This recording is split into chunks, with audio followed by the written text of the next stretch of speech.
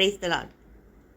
இன்று என் அப்பா திரு தேவாசிர்வாதம் அவர்களின் 100ஆம் ஆண்டு பிறந்தநாள் விழாவை குடும்பமாக சேர்ந்து கொண்டாடுகிறோம்.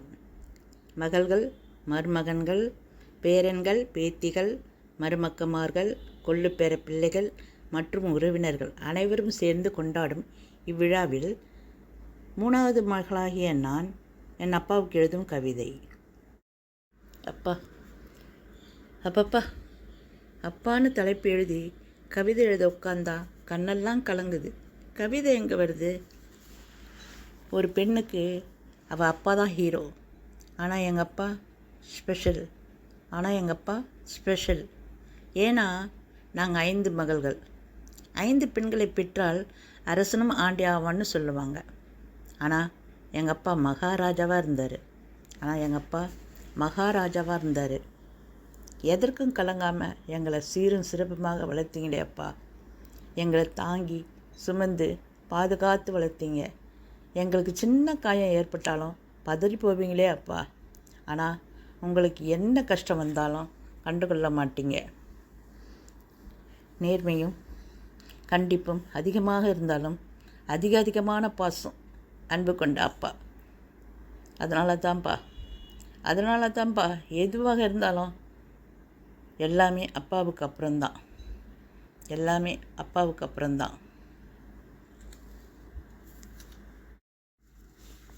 அனைத்து உறவும் ஏதோ ஒரு சூழ்நிலையில் கசந்து போகும். ஆனால் எப்பொழுதும் கசந்து போகா உறவு அப்பா நீங்கள். அப்பா, நீங்கள் வாழ்க்கையை கற்றுத்தரும்போது நான் கண்டுகொள்ளலை.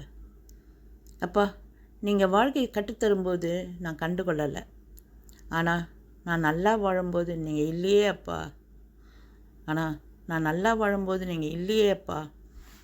அப்பா, நீங்கள் இருக்கும் வரை தான் என் தாய் வீடு இனிமையாக இருந்தது. ஆனால் அப்பா, ஆண்டவரே என் கூட தான் இருக்காருன்றத உங்கள் மறைவுக்கு பின் தான்ப்பா உணர்ந்தேன்.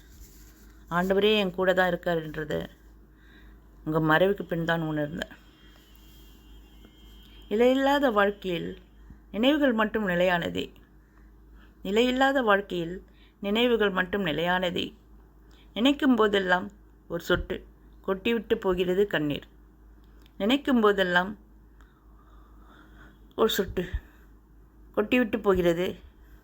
கண்ணீர்.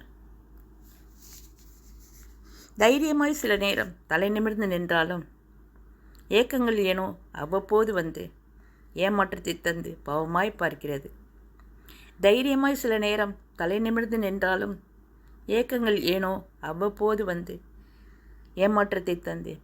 பார்க்கிறது.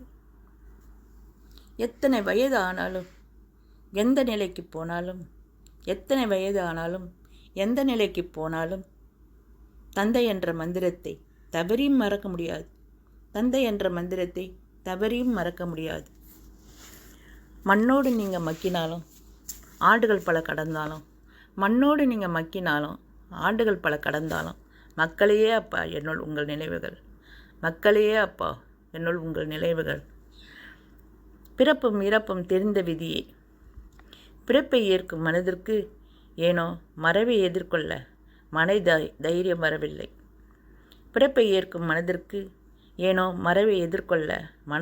வரவில்லை. அப்பா என்ற